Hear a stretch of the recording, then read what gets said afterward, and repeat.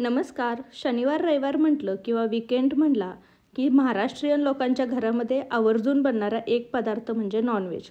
त्यामध्ये चिकन असो किंवा मटण असो. तर आज मी मटणाची झणझणीत अशी पातळ रश्शाची रेसिपी दाखवणार आहे. अगदी सोपी आहे, घरगुती साहित्यांमध्ये बनते, कुठलेही वेगळे मसाले वापरायची गरज नाही आहे.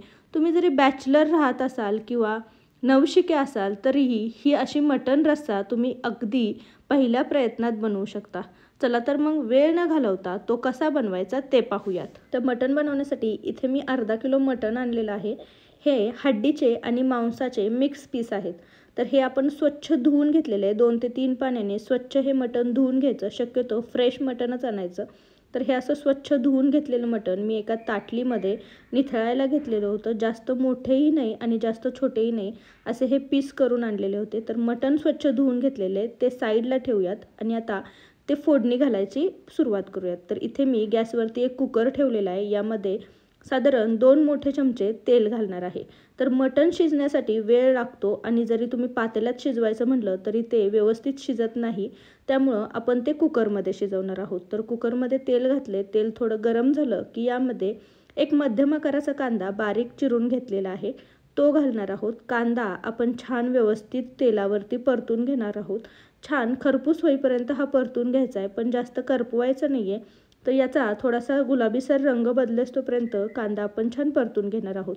तर तुम्ही पाहू शकता 1-2 मिनटामध्येच कांद्याचा छान असा कलर बदललेला आहे. तर अजून 1-2 मिनटं कांदा आपण छान परतून घेणार आहोत आणि नंतर राहिलेली पुढची प्रोसेस करणार आहोत. तर साधारण 2 ते 3 मिनटं कांदा छान गुलाबीसर रंगावर परतून घेतला की यामध्ये अर्धा चमचा मी हळद घालणार आहे. तुम्हाला हळद आळणीला किती जास्त कमी आवडते त्यानुसार तुम्ही कमी जास्त करू शकता. आणि आता यामध्ये मी 2 मोठे चमचे खडे मीठ घातलेलं आहे. खडे मीठ नसेल तर तुम्ही बारकं मीठ घातलं, साधं मीठ घातलं तरीही चालेल. आता हे हळद आणि मीठ व्यवस्थित कांद्यासोबत परतून घ्यायचं. 1-2 मिनटं छान परतून घेतलं की यामध्ये आपण हे धुवून घेतलेले जे मटणाचे काप होते ते घालणार आहोत. तर व्यवस्थित सगळं पाणी निथळून घेतलेलं आहे आणि ते काप आपण यामध्ये घालणार आहोत. आता हे मटणाचे काप आपण व्यवस्थित सगळ्या कांद्या आणि हळद मिठासोबत व्यवस्थित परतून घेणार आहोत. सगळ्या मटणाला व्यवस्थित हे हळद आणि तेल जे आहे, कांदा जो आहे तो व्यवस्थित लागला पाहिजे. तर 1-2 मिनटं हे व्यवस्थित असं तेलावरती परतून घ्यायचं. या सगळ्या प्रोसेसमध्ये गॅसची फ्लेम आपण लोच ठेवणार आहोत. तर तुम्ही पाहू शकता याला व्यवस्थित असं आपण हलवून घेतलेलं आहे आणि हळद सगळ्या ज्या मटणाला आहे ती व्यवस्थित लागलेली आहे. तर आता ही व्यवस्थित लागल्यानंतर कुकरचं झाकण न ठेवता आपण एक ताटली ठेवणार आहोत आणि या मिठानेच या मटणाला व्यवस्थित पाणी सुटेल याचा प्रयत्न करणार आहोत. एक 5 ते 7 मिनटानंतर झाकण काढले. तुम्ही पाहू शकता मिठामुळे आणि हळदीमुळे मटणाला छान असं पाणी सुटलेलं आहे. त्याचं स्वतःचं पाणी तयार झालेलं आहे आणि या पाण्यामध्ये हे मटण खूप छान सुंदर शिजतं. तर पहिले 2 ते 3 वेळा आपण असंच करणार आहोत. कुठलंही एक्स्ट्रा पाणी न घालता मिठाने जे पाणी सुटेल त्यातच मटण थोडंसं शिजवून घेणार आहोत. तर पुन्हा एकदा झाकण ठेवणार आहोत. एक 3 ते 4 वेळा आपण ही अशीच प्रोसेस करणार आहोत. तर 2-3 वेळा मी झाकण काढून पाहिलं. थोडंसं छान मटण असं शिजलं गेलेलं आहे. पहिले 5 ते 10 मिनटं आपण मटण हे असंच त्याच्या सुटलेल्या पाण्यामध्ये शिजवून घेणार आहोत, जेणेकरून मटणाची चवही खूप छान येते आणि मटण व्यवस्थित शिजलं जातं. आता या ताटलीवरती मी 1 ग्लास पाणी ओतणार आहे आणि पाणी छान कोमट झालं की ते पुन्हा त्या मटणामध्ये घालणार आहे. आता सोबतच मी एका पातेल्यामध्ये थोडंसं पाणी गरम करायला ठेवणार आहे. तुम्हाला जेवढं अळणी किंवा स्टॉक बनवायचा आहे तेवढं तुम्ही पाणी बाजूला गरम करायला ठेवू शकता. तर एक 5 मिनटं आपण ठेवणार आहोत. पाणी थोडंसं कोमट झालं की ते पाणी आपण या मटणामध्ये ओतून देणार आहोत आणि सोबतच जे पाणी मी गरम करायला ठेवलेलं होतं पातेल्यामध्ये तेही मी यामध्ये ओतणार आहे. मला किती अळणी बनवायचं त्यानुसार मी यामध्ये पाणी ओतलेलं आहे. तर हे व्यवस्थित एकदा हलवून घेणार आहोत. आता व्यवस्थित हलवल्यानंतर याचं आपण झाकण लावून घेणार आहोत आणि लो गॅसवरती याच्या फक्त 2 शिट्ट्या करून घ्यायच्यात किंवा 1 शिट्टी आणि गॅसची फ्लेम लो करून 5 मिनटं ठेवली तरीही चालेल. आता आपलं मटण शिजतंय तोपर्यंत आपण वाटण काय करायचं ते बघून घेणार आहोत. तर यासाठी मी थोडंसं ओलं खोबरं, थोडं सुकं खोबरं, आलं, लसूण, 2 मध्यम आकाराचे कांदे आणि बारीक चिरलेला 1 टोमॅटो घेतलेला आहे. अगदी सोपं वाटण आहे, घरगुती साहित्य आहे. तर आता इथे मी एक तेलकटच कढई होती ती घेतलेली आहे. तुम्ही साधी कढई घेऊन त्यामध्ये 1 चमचा तेल घातलं तरीही चालेल.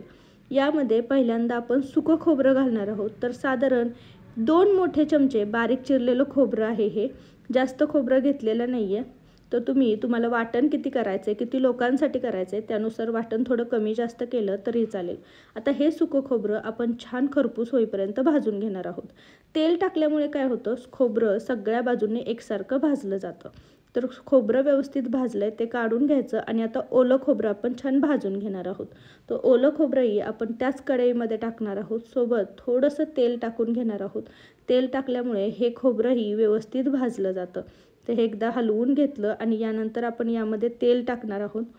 तर व्यवस्थित हेही खोबरं लो फ्लेमवरती आपण छान भाजून घेणार आहोत.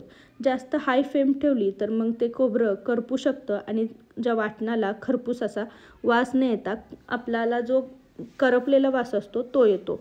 तर हेही खोबरं आपण व्यवस्थित हलवत छान खरपूस असं भाजून घेतलेलं आहे. तुम्ही पाहू शकता याला छान असा रंग आला आहे. तर आता हेही आपण एका साईडला काढून घेणार आहोत. आणि आता यामध्ये मी हा बारीक चिरलेला जो उभा कांदा आहे तो घालणार आहे. मध्यम आकाराचे 2 कांदे होते ते मी यामध्ये घातलेले आहेत आणि कांदाही आपण व्यवस्थित असा तेलावरती परतून घेणार आहोत. तर एकदा कांदा हलवून घ्यायचा आणि यानंतर थोडंसं यामध्ये तेल घालायचं. वाटण भाजताना तुम्ही छान तेल वापरलं तर वाटणाला जे आपण परततो तेव्हा छान तेल सुटतं आणि त्यामुळे भाजीलाही चव छान येते. त्यामुळे वाटण व्यवस्थित एकसारखं भाजलं जावं म्हणून थोडंसं तेल घालून आपण हे वाटण सगळं भाजून घेणार आहोत. तर कांदाही आपल्याला छान असा खरपूस भाजून घ्यायचा आहे. गॅसची फ्लेम लो टू मीडियमच ठेवायची, जास्त हाय करायची नाही आणि व्यवस्थित कांदा छान खरपूस भाजून घ्यायचा. तर तुम्ही पाहू शकता 1-2 मिनटामध्येच कांद्याचा कलर छान बदललेला आहे आणि याला छान असा खरपूस रंग यायला लागलेला आहे. तर व्यवस्थित असा कांदा आपण छान परतून घेतला की यामध्ये आता आलं आणि लसूण घालणार आहोत. तर साधारण 1 ते 1.5 इंच आल्याचा तुकडा आणि 10 ते 15 लसणाच्या पाकळ्या मी यामध्ये घातलेल्या आहेत. हेही आपण एकदा तेलावरती छान परतून घ्यायचं आणि 1 टोमॅटो मध्यम आकाराचा मी बारीक चिरून घेतलेला होता तो यामध्ये घालणार आहोत. टोमॅटोही थोडासा 2 मिनटं मऊसूद करून घ्यायचा आणि नंतर आता यामध्ये आपण बारीक चिरलेली कोथिंबीर घालणार आहोत. तर कोथिंबीर अशी तेलावरती परतून घेतली की भाजीला तरी छान येते. त्यामुळे कोथिंबीर शक्यतो कच्ची घालण्याच्या ऐवजी वाटणात अगदी शेवटी 1 मिनिटभर तेलावरती अशी परतून घ्यायची. तर आपलं सगळं वाटण छान भाजलं गेलेलं आहे. तर आता आपण हे एका साईडमध्ये काढून घेणार आहोत. तर वाटण आपलं छान तयार झालेलं आहे. हे थंड करायला ठेवलं आहे. आता हे वाटण वाटताना पहिल्यांदा ओलं खोबरं आणि सुकं खोबरं भाजून घेतलेलं आहे ते बारीक करून घ्यायचं. ते एका प्लेटमध्ये साईडला काढायचं. नंतर कांदा लसूण जो आहे तो बारीक करून घ्यायचा आणि पुन्हा एकदा हे सगळं एकत्र घालायचं. थोडं पाणी घालायचं आणि हे व्यवस्थित वाटून घ्यायचं. तर अशा प्रकारे आपण वाटण तयार करून घेणार आहोत. तर मी वाटण वाटून घेतलेलं आहे. सोबतच आपलं मटणही छान शिजलेलं आहे आणि थंड झालेलं आहे. तर आपण आता याला फोडणी देऊयात. जाड बुलाचं एक मी पातेलं ठेवलेलं आहे गॅसवरती. यावरती मी 3 चमचे साधारण तेल घालणार आहे. तेल थोडंसं गरम झालं की यामध्ये 2 ते 3 चमचे मी कोल्हापुरी कांदा लसूण मसाला घालणार आहे. अगदी हा माझा घरगुती मसाला आहे. तुमच्याकडे जो कोणता घरगुती मसाला असेल तो तुम्ही घातला तरीही चालेल किंवा काश्मीरी लाल मिर्च पावडर 1 चमचा घातली तरीही चालेल. मसाला छान तेलावरती परतला की यामध्ये आपण तयार केलेलं सगळं वाटण घालणार आहोत. तर तुम्ही पाहू शकता अगदी छान बारीकसर मी वाटून घेतलेलं आहे. थोडंसंच पाणी घालून हे मी वाटण वाटून घेतलेलं आहे. आता हे वाटण आपण या तेलासोबत आणि मसाल्यासोबत व्यवस्थित मिक्स करून घेणार आहोत.